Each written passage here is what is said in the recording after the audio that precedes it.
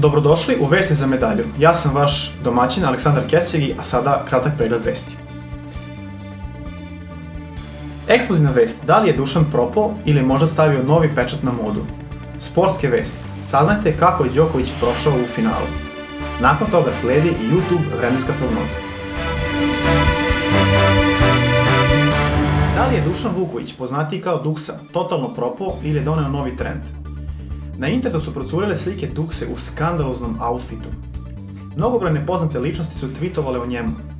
Najudarniji tweet je bio od Kanje Westa kada je rekao "This outfit is terrible", u prevodu "ovo je dno dna". Ali nije ni slutio da će njegova žena biti prva zaražena ovim trendom.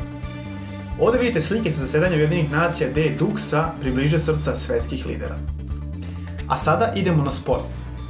Sićo, kako je Novak prošao u finalu? Meč je bio naporan i trajao je 5 setova, ali na kraju Đoković je pobedio u time breaku.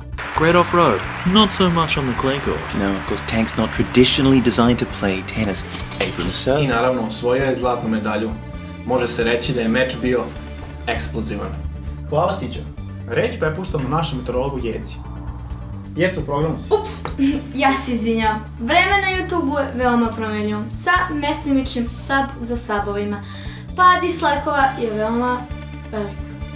Ovdje vidite stiže veliki nalet šerova sa severa. Šerovi duvaju 130 subova na sat.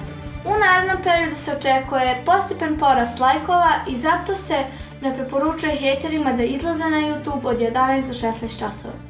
Saki. Hvala, Jecu. I ovo su bile još jedne vesti za medalju. Hvala na pažnji i mi se vidimo u sljedećoj emisiji.